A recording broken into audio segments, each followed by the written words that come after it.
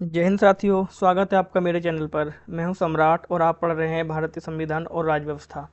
राजव्यवस्था की सीरीज को आगे बढ़ाते हुए एक बार मैं फिर से हाजिर हूं आपके सामने एक नए वीडियो के साथ। पिछली क्लास में हमने राष्ट्रपति वाले टॉपिक को डिस्कस किया था। आज भी हम उसी टॉपिक को पढ़ने वाले हैं और आज ये कंप्लीट हो जाएगा। पिछली क्लास में हमने कुछ संवैधानिक प्रावधानों को पढ़ा था, जैसे राष्ट्रपति से संबंधित कुछ महत्वपूर्ण अनुच्छेद हमने डिस्कस किए थे। और आज हम पढ़ने वाले हैं राष्ट्रपति की शक्तियाँ, यानी पावर्स ऑफ प्रेसिडेंट। ठीक है, और राष्ट्रपति पद हेतु उम्मीदवार का नामांकन के लिए क्या क्या चीज़ें आवश्यक हैं, उसके बाद हम शक्तियों पर डिस्कशन करेंगे। ठीक है, ये सारी चीज़ आज हम इनको पढ़ने वाले हैं। ठीक है, उम्मीद है पिछली क्लास आपने अच्छे से एंजॉय की होगी और सारी चीज़ें आपने अच्छे से समझी होंगी। जो भी भाई नया जुड़ा है आज, प्लीज़ आप चैनल को सब्सक्राइब और वीडियो को शेयर भी कर दीजिए। थोड़ा सा आप मुझे सपोर्ट करिए, जिससे मेरा मोटिवेशन थोड़ा बढ़े और मैं अच्छे अच्छे टॉपिक पर आपको वीडियो प्रोवाइड करा सकूं। तो चलिए आज हम शुरू करते हैं आज का सेशन। तो सबसे पहले अगर मैं बात करूं यहाँ पे राष्ट्रपति हेतु, यानी राष्ट्रपति के पद हेतु उम्मीदवार का नामांकन, यानी राष्ट्रपति जब नामांकन के लिए जाता है, जब वो पर्चा भरता है अपना चुनाव में लड़ने के लिए, तो उसको कुछ चीज़ें ज़रूरी हैं जो उसके लिए होनी चाहिए। जैसे अगर वो नामांकन के लिए जाएगा तो सबसे पहले उस उम्मीदवार के लिए नामांकन के लिए 50 तो प्रस्तावक और 50 ही अनुमोदक, इनकी आवश्यकता होती है। यानी इनका मतलब क्या है, यहाँ से पेन का हम कलर चेंज कर लेते हैं, रेड कर लेते हैं इसको। ओके, ठीक है, तो अब इसको देखते हैं। यानी 50 प्रस्तावक और 50 ही अनुमोदक। इनका मतलब ये है कि 50 सदस्य उसके नाम का प्रस्ताव लेकर आएँ। ठीक है, और इन 50 से अलग अगले 50 उस प्रस्ताव को अनुमोदित करें, यानी वो उसके पक्ष में यस कहें। ठीक है, तो ही वो जो उम्मीदवार है वो राष्ट्रपति का जो पर्चा भर सकता है। यानी उसके लिए 50 प्रस्तावक और 50 अनुमोदक होने आवश्यक हैं। ठीक है, लेकिन 1997 से पहले प्रस्तावकों और अनुमोदकों की जो न्यूनतम संख्या थी वो 10-10 थी। ठीक है, 1997 से पहले। 1997 से इसको बढ़ाकर 50-50 कर दिया। इसका भी एक कारण है। कारण ये है, बहुत से लोग राष्ट्रपति के पद हेतु खड़े हो जाते थे। राष्ट्रपति के पद को सीरियसली लिया जाए, इसलिए अनुमोदक और प्रस्तावकों की संख्या को बढ़ा दिया गया था। ठीक है, तो अब ये 50 और 50 है। ये क्वेश्चन भी पूछा गया था 1997 से पहले राष्ट्रपति पद हेतु उम्मीदवार के नामांकन के लिए कितने अनुमोदक और कितने प्रस्तावों की आवश्यकता थी, तो 10-10 थे वो लोग। साथ ही अगर वो पर्चा भरेगा तो उसको जमानत राशि भी जमा करनी होती है, जो कि आरबीआई या सरकारी खजाने में जमा की जाती है। ठीक है, यानी जैसे भारत के राष्ट्रपति पद के उम्मीदवार के लिए जमानत राशि 15,000 रुपये है। यह राशि भारतीय रिजर्व बैंक या सरकारी खजाने में जमा की जाती है। ठीक है, यानी 15,000 रुपये उसको जमा करने होंगे एज ए सिक्योरिटी। यदि वह उम्मीदवार कुल वैध मतों का 1/6, जो लगभग 16.7% के आसपास होता है, इतना हिस्सा प्राप्त करने में असफल रहता है, तो उसकी जमानत राशि जो है वो जब्त कर ली जाएगी, यानी वो पैसा उसको वापस नहीं मिलेगा। ये सब क्यों किया गया है? कारण यही है कि ये इतना बड़ा पद है, देश का सर्वोच्च पद है, लोग इसको सीरियसली लें। ठीक है, तो उसी के लिए जमानत राशि और अनुमोदक और प्रस्तावों को जो है बढ़ाया गया था। उम्मीद है बात समझ में आई होगी। ये क्वेश्चन कई बार पेपर में आया है कि जमानत राशि कितनी जमा की जाती है, तो ध्यान रखना ये 15,000 रुपये। और ये कहाँ जमा की जाएगी? ऑप्शन में देता है reserve bank of India, state bank of India. ठीक है, अन्य कई सारी और ऑप्शन दे देगा दो तुम्हें, तो ध्यान रखना है आरबीआई या सरकारी खजाने में इसको जमा किया जाता है। और ये जब्त कब की जाएगी? जब कुल वैध मतों का 1/6 वो मत प्राप्त करने में असफल रहता है। ठीक है, आगे बात कर लेते हैं हम राष्ट्रपति की शक्तियों पर। Power of president. ठीक है, राष्ट्रपति को दो प्रकार की शक्तियां दी गई हैं। एक तो सामान्य शक्तियां हैं राष्ट्रपति के पास, और दूसरी होती है हमारी आपातकालीन शक्तियां, इमरजेंसी पावर। तो इन शक्तियों को दो पार्ट में डिवाइड करके पढ़ेंगे। सबसे पहले पढ़ेंगे हम सामान्य शक्तियां, जो जनरल पावर है राष्ट्रपति की, वो कौन कौन सी होती हैं। फिर उसके बाद डिस्कस करेंगे हम आपातकालीन शक्तियों पर। तो ये है राष्ट्रपति की सामान्य शक्तियां। ठीक है, सामान्य शक्तियों में राष्ट्रपति की जो पहली पावर है वो ये है कार्यकारी शक्तियाँ। ठीक है, उसके बाद दूसरी पावर हम बात करते हैं तो विधायी शक्तियाँ हैं। नंबर 3 पे वित्तीय शक्तियाँ, फाइनेंशियल पावर भी राष्ट्रपति को दी गई है संविधान के द्वारा। नंबर 4 पे पढ़ेंगे हम न्यायिक शक्तियाँ, और 5 पे कूटनीतिक शक्तियाँ, और नंबर 6 पे सैन्य शक्तियाँ। तो ये राष्ट्रपति की सामान्य शक्तियों में गिनी जाती हैं। ठीक है, एक एक करके इनको बड़े आराम से डिस्कस करेंगे और चीज़ों को समझते हुए चलेंगे। चलिए आगे चलते हैं। तो सबसे पहले बात कर लेते हैं कार्यकारी शक्ति आखिर है क्या। कार्यकारी शक्ति का मतलब यह है कि राष्ट्रपति इसमें कुछ नियुक्ति करता है देश के उच्च अधिकारियों की और पदाधिकारियों की। तो ये राष्ट्रपति की कार्यकारी शक्तियाँ कहलाती हैं। इसको हम कार्यपालिका शक्ति भी बोलते हैं। कार्यकारी शक्ति को हम क्या बोल देते हैं, कार्यपालिका शक्ति। ठीक है, मैं लिख देता हूँ यहाँ पे।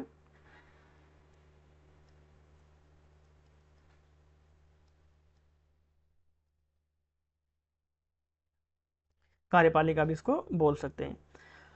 इसमें क्या करेगा, नियुक्ति। सबसे पहले बात आती है नियुक्ति की। तो राष्ट्रपति जो है किस किस की नियुक्ति करेगा, राष्ट्रपति प्रधानमंत्री की नियुक्ति करते हैं। तो ध्यान रखना, ये क्वेश्चन भी एग्जाम में बहुत बार पूछा गया है कि प्रधानमंत्री कैसे चुना जाता है। ऑप्शन में दे देगा नियुक्ति के द्वारा, निर्वाचन के द्वारा, मनोनयन के द्वारा। ठीक है, तो इस तरह से ऑप्शन देगा। तो ध्यान रखना, राष्ट्रपति हमेशा नियुक्त किया जाता है, उसकी नियुक्ति की जाती है, ना कि निर्वाचन। तो ये क्या करेगा, प्रधानमंत्री की नियुक्ति करता है और प्रधानमंत्री की सलाह पर अन्य मंत्रियों की जो है नियुक्ति राष्ट्रपति के द्वारा ही की जाती है। इसके अलावा भारत के मुख्य न्यायाधीश और सर्वोच्च न्यायालय के अन्य न्यायाधीशों की नियुक्ति, ऐसे ही उच्च न्यायालयों के मुख्य न्यायाधीश और अन्य न्यायाधीशों की नियुक्ति कौन करता है, राष्ट्रपति के द्वारा ही की जाती है। और ये सभी लोग राष्ट्रपति को ही अपना त्यागपत्र सौंपते हैं। अगर वो अपने कार्यकाल से पहले पद छोड़ना चाहें तो त्यागपत्र किसको देंगे, राष्ट्रपति को। जो नियुक्ति करेगा उसी को त्यागपत्र भी देंगे। ये बात आपकी समझ में आई होगी। उसके बाद नियंत्रक और महालेखा परीक्षक यानी कैग, इसको शॉर्ट में बोलते हैं कैग, इसकी नियुक्ति करता है। ये पूरा टॉपिक हम आगे पढ़ेंगे इसको। उसके बाद भारत के जो मुख्य चुनाव आयुक्त हैं उनकी नियुक्ति करते हैं राष्ट्रपति। राज्यों के लिए राज्यपालों की नियुक्ति करते हैं। अटॉर्नी जनरल जैसे एजीआई, इसकी नियुक्ति करते हैं। और इसके जैसे अन्य महत्वपूर्ण अधिकारियों की नियुक्ति भी राष्ट्रपति के द्वारा ही की जाती है। जैसे यूपीएससी अध्यक्ष की नियुक्ति भी कौन करता है, राष्ट्रपति करते हैं। जितने भी हमारे अन्य आयोग हैं, जैसे पिछड़ा आयोग, अल्पसंख्यक आयोग, ठीक है, महिला आयोग, तो इन सब के जो अध्यक्ष हैं सबकी नियुक्ति कौन करता है, राष्ट्रपति के द्वारा इनकी नियुक्ति की जाती है। उम्मीद है बात समझ में आई होगी। तो राष्ट्रपति की कार्यकारी शक्तियों में गिनी जाती है, यानी ये कुछ नियुक्तियां करता है। कार्यकारी शक्ति का मतलब है कार्य कराने के लिए नियुक्ति। ठीक है, तो नियुक्ति किसकी, प्रधानमंत्री की, अन्य मंत्रियों की, और कैग हो गया, यूपीएससी अध्यक्ष हो गया, निर्वाचन आयोग का अध्यक्ष हो गया। तो सारे जो अध्यक्ष हैं सबकी नियुक्ति किसके द्वारा की जाती है, राष्ट्रपति के द्वारा की जाती है। हम डिस्कस कर सकते हैं आगे विधायी शक्तियों को। तो विधायी शक्तियों में राष्ट्रपति के पास कौन कौन सी शक्तियां हैं। सबसे पहले बात करते हैं, राष्ट्रपति संसद का सत्र बुलाते हैं, यानी सत्र को बुलाने की शक्ति है। उसका सत्रावसान कर सकते हैं, ठीक है, सत्र को समाप्त कर सकते हैं, और लोकसभा को भंग कर सकते हैं। ठीक है, ये राष्ट्रपति की विधायी शक्तियों में आते हैं। लोकसभा को भंग करते हैं राष्ट्रपति। हमने पीछे आर्टिकल पढ़ लिया अनुच्छेद 85 के तहत। ठीक है, तो आर्टिकल कौन सा है, आर्टिकल 85 में लोकसभा को भंग करने की शक्ति है। ठीक है, तो लोकसभा को भंग किसकी सिफारिश पर करेगा राष्ट्रपति, प्रधानमंत्री और मंत्री परिषद की लिखित सिफारिश पर ही लोकसभा को भंग करने का जो आदेश पारित कर सकते हैं। आगे, जब संसद का सत्र नहीं चल रहा होता है, ठीक है, यानी जब संसद सेशन में ना हो, यानी उसका कोई एक जो सदन है वो छुट्टी पर हो, या तो लोकसभा या राज्यसभा, तो ऐसी कंडीशन में राष्ट्रपति अध्यादेश भी जारी कर सकते हैं जिसकी वैधता संसद के दोबारा सत्र शुरू होने के 6 सप्ताह तक होती है। यानी इसकी जो वैधता होगी वो 6 सप्ताह भी होगी। इसकी वैधता ज़्यादा भी होती है। ठीक है, आगे हम इसको पूरी शक्ति, हम मैंने इसको डिटेल में आगे लिखा हुआ है, वहाँ इसको डिस्कस करेंगे। तो यहाँ हम इतना ही पढ़ेंगे, केवल विधायी शक्तियों में कौन सी आती है, अध्यादेश जारी करने की शक्ति भी आती है। नेक्स्ट हम आगे चल सकते हैं।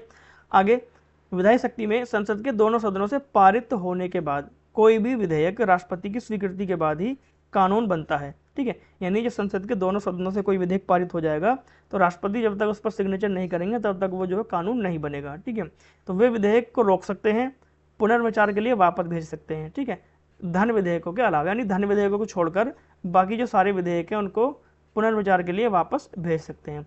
अच्छा, धन विधेयक में ऐसी क्या बात है जो धन विधेयक को वापस नहीं भेजते, क्योंकि जो धन विधेयक होता है वो राष्ट्रपति की पूर्व अनुमति लेकर ही पेश किया जाता है। राष्ट्रपति पहले इस पर अपनी अनुमति दे देते हैं, इसलिए उसको जो है पुनर्विचार के लिए नहीं रखा जाता। ठीक है, तो पहले राष्ट्रपति से पूछ कर ही पेश किया जाता है।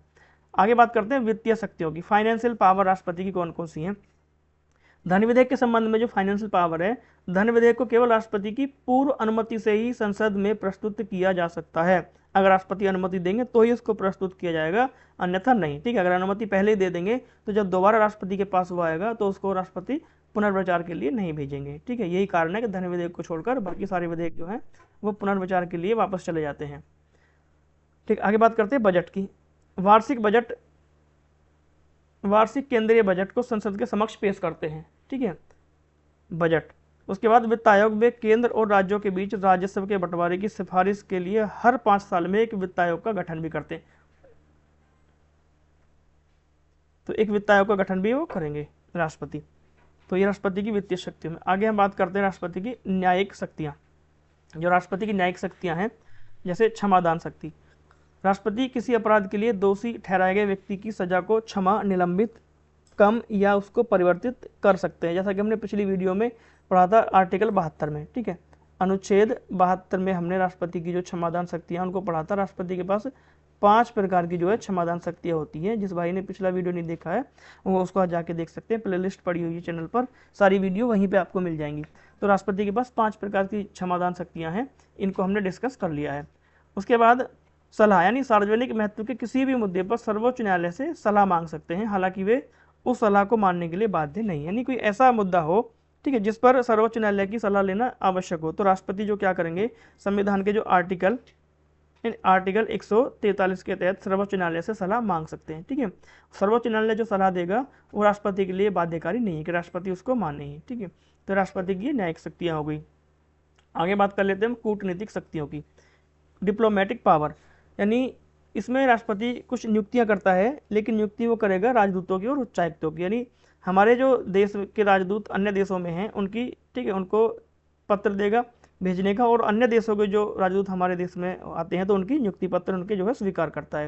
यानी पहले देखते हैं प्रतिनिधित्व को। राष्ट्रपति अंतर्राष्ट्रीय मंचों पर भारत का प्रतिनिधित्व करते हैं। ठीक है, उसके बाद संधियाँ, सभी अंतर्राष्ट्रीय संधियाँ और समझौते राष्ट्रपति के नाम से ही किए जाते हैं, ये राष्ट्रपति की कूटनीतिक शक्तियों में। उसके बाद राजदूत, यानी वे राजदूतों और उच्चायुक्तों की नियुक्ति करते हैं और उनका स्वागत करते हैं। यानी जो भी अन्य देशों के राजदूत हमारे देश में कार्य करते हैं उनका स्वागत करते हैं, उनके नियुक्ति पत्र को स्वीकार करते हैं। ठीक है, अन्य देशों के लिए अपने राजदूतों को भेजते हैं। तो ये राष्ट्रपति की कूटनीतिक शक्तियों के अंतर्गत आता है। आगे बात कर लेते हैं सैन्य शक्तियों की। राष्ट्रपति की सैन्य शक्तियाँ, यानी राष्ट्रपति जो होता है तीनों सेनाओं का जो है सर्वोच्च सेनापति या सर्वोच्च कमांडर राष्ट्रपति को कहते हैं, जैसे थल सेना अध्यक्ष, ठीक है, और नौसेना और वायुसेना, इन तीनों सेनाओं का सर्वोच्च सेनापति कौन कहलाएगा, राष्ट्रपति कहलाता है, सर्वोच्च सेनापति। उसके बाद युद्ध और संधि, यानी युद्ध की घोषणा या शांति की समाप्ति राष्ट्रपति के नाम पर ही की जाती है। अगर किसी कंट्री के साथ युद्ध की घोषणा की जाएगी तो राष्ट्रपति उसकी घोषणा करते हैं, या युद्ध समाप्ति की जो घोषणा करेंगे वो भी राष्ट्रपति के द्वारा ही की जाती है। राष्ट्रपति की सैन्य शक्तियों में गिना जाता है। उसके बाद राष्ट्रपति तीनों सेनाओं के उच्च अधिकारियों की नियुक्ति करता है। राष्ट्रपति जो है तीनों सेनाओं का मतलब थल सेना अध्यक्ष, यानी तीनों सेनाओं के जो अध्यक्ष हैं उनकी नियुक्ति भी राष्ट्रपति के द्वारा ही की जाएगी। ठीक है, उम्मीद है बात क्लियर हो गई होगी। अब आगे हम बात कर लेते हैं राष्ट्रपति की आपातकालीन शक्तियाँ, इमरजेंसी पावर। तो राष्ट्रपति की जो आपातकालीन शक्तियाँ, राष्ट्रपति को 3 प्रकार की आपातकालीन शक्तियाँ मिली हुई हैं। नंबर 1 है राष्ट्रीय आपातकाल, यानी अनुच्छेद 352 के अंतर्गत इसको लगाया जाता है। उसके बाद राज्य आपातकाल, जिसको हम राष्ट्रपति शासन ही बोलते हैं, ये अनुच्छेद 356 के तहत राष्ट्रपति इसकी घोषणा करते हैं। और तीसरा है हमारा वित्तीय आपातकाल, फाइनेंशियल इमरजेंसी, यानी इसको अनुच्छेद 360 के तहत राष्ट्रपति जो इसकी घोषणा करते हैं। ठीक है, जो राष्ट्रीय आपातकाल है वो हमारे देश में अब तक 3 बार लगा है। ठीक है, इसको हम एक पूरा टॉपिक है आपातकाल का, तो वहाँ इनको हम डिटेल में डिस्कस करेंगे कि जो राष्ट्रीय आपातकाल है उसकी घोषणा कितने समय के लिए की जाती है। ठीक है, और कैसे कैसे उस घोषणा में जो उसका प्रभाव क्या होता है, तो वहाँ इसको हम डिटेल में पढ़ेंगे। यहाँ हम इसको देख लेते हैं बस। राष्ट्रपति के पास 3 प्रकार की आपातकालीन शक्तियाँ होती हैं। जो राष्ट्रीय आपातकाल है वो अब तक केवल 3 बार लगा है। राज्य आपातकाल राज्यों में लगता रहता है राष्ट्रपति शासन, सबसे ज़्यादा उत्तर प्रदेश में लगा है 10 बार, और भी कई स्टेट है जिनमें 10 बार लग चुका है। ठीक है, उसके बाद तीसरे नंबर पर आता है वित्तीय आपातकाल, अनुच्छेद 360 के तहत राष्ट्रपति इसकी घोषणा कर सकते हैं, और ये एकमात्र ऐसा आपातकाल है जिसकी घोषणा अभी तक हमारे देश में नहीं की गई है। ठीक है, तो ये राष्ट्रपति की 3 हमारी इमरजेंसी पावर हैं। तो 352 में राष्ट्रीय आपातकाल है, और 356 में राज्य आपातकाल, और वित्तीय आपातकाल हमारा 360 में आता है। उम्मीद है बात समझ में आई होगी।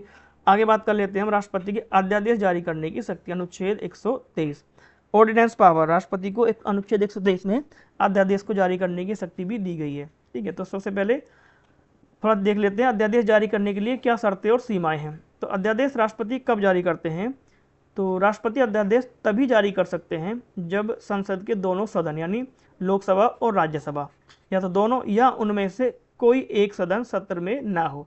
यानी एक सदन छुट्टी पर हो और दूसरा सदन सत्र में हो, या दोनों ही छुट्टी पर हो, तब ऐसी कंडीशन में राष्ट्रपति जो है अध्यादेश को जारी करते हैं। यह अध्यादेश है क्या चीज़, आइए इसको समझते हैं। राष्ट्रपति को जब इस बात की पुष्टि हो जाए या संतुष्ट हो जाए कि ऐसी परिस्थितियां मौजूद हैं या उपस्थित हैं जिनके कारण तत्काल कार्रवाई करना आवश्यक है। ठीक है, जिनके कारण नहीं, जिन पर, इसको यहाँ से काट देते हैं, यानी ऐसी परिस्थितियां मौजूद हैं यानी जिन पर तत्काल यानी तुरंत कार्रवाई करना आवश्यक है। तो ऐसी कंडीशन में राष्ट्रपति अध्यादेश की घोषणा करते हैं। ठीक है, आगे बात कर लेते हैं। यह शक्ति राष्ट्रपति के विवेक पर आधारित नहीं है, यानी राष्ट्रपति अध्यादेश जारी करने या वापस लेने के लिए प्रधानमंत्री और मंत्री परिषद की सलाह पर ही कार्य करते हैं। ठीक है, राष्ट्रपति अपनी मर्जी से अध्यादेश जारी नहीं कर सकते, मंत्री परिषद और जो प्रधानमंत्री है उसकी सलाह पर इसकी घोषणा करते हैं। यानी अध्यादेश का संसद द्वारा पारित अधिनियम के समान ही बल और प्रभाव होता है। यानी अध्यादेश एक ऐसा कानून है, ये उसी के समान कार्य करता है, उसी के समान प्रभाव डालता है जैसा कि संसद द्वारा पारित कोई अधिनियम, कोई कानून हो। ठीक है, उसके बाद एक अध्यादेश की अधिकतम वैधता 6 महीने और 6 सप्ताह होती है। यानी जो अध्यादेश होगा उसकी जो अधिकतम जो अवधि होगी वो 6 महीने और 6 सप्ताह होगी। यानी राष्ट्रपति जब इसकी घोषणा करेंगे तो वो 6 सप्ताह तक प्रभाव में रहता है। कि इसकी कंडीशन भी है 6 सप्ताह और 6 महीने का मतलब क्या है। तो पहले हम इन चीज़ों को समझ लेते हैं। अध्यादेश आखिर है क्या? अध्यादेश का मतलब यह है, यानी ऐसा कोई कानून राष्ट्रपति तब जारी कर सकते हैं जब संसद का कोई एक सदन छुट्टी पर हो। ठीक है, अब छुट्टी पर का मतलब क्या है? कोई कानून तभी बनेगा जब दोनों सदनों से पास होगा। अब एक सदन तो छुट्टी पर है तो एक सदन पास करके कोई भी कानून नहीं बना सकता। तो इसलिए राष्ट्रपति को ये अध्यादेश जारी करने की शक्ति है, वो तब इस ऐसी परिस्थिति में अध्यादेश को जारी करते हैं। यानी उनको लगे कि इस जो भी परिस्थिति है इस पर कानून बनाना आवश्यक है, तब राष्ट्रपति अध्यादेश जारी करते हैं। उसका वही प्रभाव रहता है जो संसद द्वारा पारित किसी कानून का होता है, और ये 6 सप्ताह के लिए जारी किया जाता है अध्यादेश। आगे बात करते हैं। अच्छा, वीटो पावर आ गई यहाँ पे, तो अध्यादेश को हम यहीं पढ़ लेते हैं। तो अध्यादेश क्या है यहाँ पे देखते हैं। सबसे पहले मैं थोड़ा सा लिख दूंगा यहाँ पे। अच्छा, अध्यादेश 6 सप्ताह के लिए जारी किया जाता है। 6 सप्ताह के अंदर इसको अगर दोनों जो सदन के जो लोकसभा और राज्यसभा है दोनों सेशन में आ गई हैं, यानी दोनों के सत्र स्टार्ट हो गए हैं, तो अध्यादेश जब जारी किया जाता है तो उसके 6 सप्ताह के अंदर इसको दोनों सदनों के द्वारा पास कराना होता है। दोनों सदनों के द्वारा दोनों सदनों में पास कराना होता है। अगर ये पास नहीं कराया जाता है और संसद के दोनों सत्र चल रहे हैं तो ये 6 सप्ताह बाद अपने आप ही समाप्त हो जाता है। मान लीजिए अगर संसद का जो एक सत्र नहीं चला है, ठीक है, तो संसद के जो भी सदन है, राज्यसभा या लोकसभा, तो इनकी 2 मीटिंग के बीच में 6 महीने से ज़्यादा का अंतर नहीं होना चाहिए। इसलिए 6 महीने का समय बढ़ाया गया, क्योंकि 6 महीने में दोनों सदन जो सेशन में आ जाते हैं। अगर छुट्टी पर भी है तो 6 महीने के अंदर वो सेशन में आ जाएगा। तो इस कंडीशन में अगर 6 महीने तक नहीं आता है तो ये अवधि अपने आप ही 6 सप्ताह से 6 महीने हो जाती है। तो इस तरह से संसद से बिना इसको पास कराए इसको 6 महीने और 6 सप्ताह तक इसको ये अध्यादेश जारी रह सकता है। ठीक है, तो इसकी जो अधिकतम अवधि है, ये ध्यान रखना, अधिकतम अवधि इसकी 7.5 माह होती है।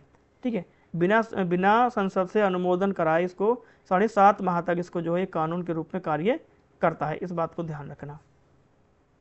ठीक है, तो वैसे तो 6 सप्ताह के लिए जारी होगा, लेकिन अगर ये पास नहीं होता है संसद के दोनों सदनों में तो 6 महीने के लिए और बढ़ जाएगा। तब इसकी अवधि 6 महीने प्लस 6 सप्ताह यानी 7.5 माह हो जाती है। उम्मीद है बात आपकी समझ में आई होगी। आगे बात कर लेते हैं हम राष्ट्रपति की वीटो शक्तियाँ। ठीक है, वीटो पावर। तो वीटो शक्तियाँ क्या हैं?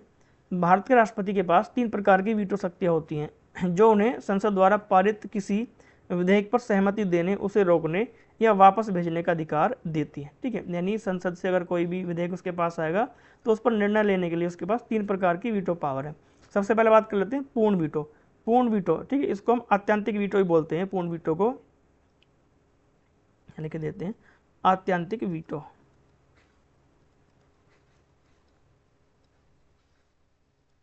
आत्यंतिक बोलते हैं इसको, एब्सोल्यूट वीटो।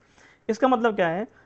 राष्ट्रपति किसी विधेयक पर अपनी सहमति रोक सकते हैं, यानी कोई विधेयक उनके पास आएगा तो अपनी जो सहमति देने से उसको रोक सकते हैं, जिससे वह कानून नहीं बन पाता है और समाप्त हो जाता है। ठीक है, प्रयोग कब होगा? इसका प्रयोग आमतौर पर 2 मामलों में होता है। पहला, जब कोई गैर सरकारी सदस्य, निजी सदस्य विधेयक प्रस्तुत करे। ये ज़्यादातर इसी कंडीशन में होता है, जब कोई गैर सरकारी सदस्य जो है विधेयक को प्रस्तुत करे तो उस पर राष्ट्रपति पूर्ण वीटो यानी आत्यंतिक वीटो लगा देते हैं। अच्छा, गैर सरकारी सदस्य का मतलब क्या है? यानी सरकार का कोई मंत्री ना हो, ठीक है, अन्य कोई विधायक जो है, अन्य कोई सांसद जो है वो विधेयक को पारित कर दे, विधेयक को संसद में प्रस्तुत करे, तो उस कंडीशन में राष्ट्रपति उस पर वीटो शक्ति का प्रयोग कर लेते हैं। ठीक है, गैर सरकारी का मतलब होता है सरकार के मंत्री को छोड़कर अन्य कोई सांसद इस विधेयक को प्रस्तुत करे, तो उस कंडीशन में इस वीटो शक्ति का प्रयोग किया जाता है।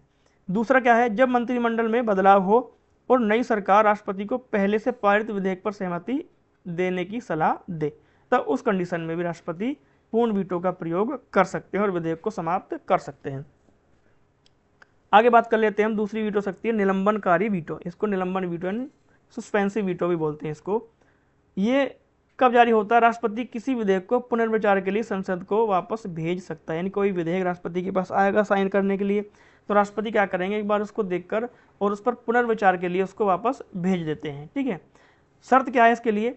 यदि संसद उस विधेयक को संशोधन के साथ या फिर बिना संशोधन के अगर दोबारा से पारित करके राष्ट्रपति के पास भेज देती है, तब राष्ट्रपति उस पर अपनी सहमति देने के लिए बाध्य है। ठीक है, तब राष्ट्रपति को उस पर अपनी सहमति देनी पड़ती है।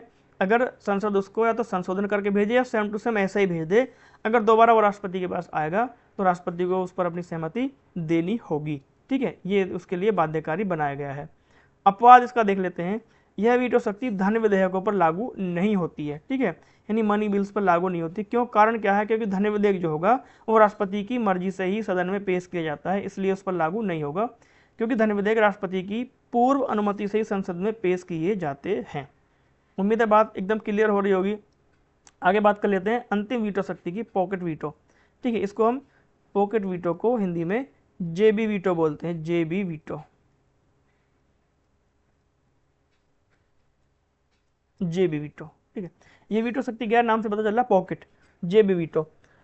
इसमें क्या करेगा राष्ट्रपति? राष्ट्रपति किसी विधेयक पर कोई कार्रवाई नहीं करते हैं और उसे अनिश्चित काल के लिए अपने पास रख देते, ना तो सहमति देते हैं और ना ही मना करते हैं, यानी अपने पास उसको ऐसे ही रख लेंगे, कोई प्रतिक्रिया नहीं देंगे।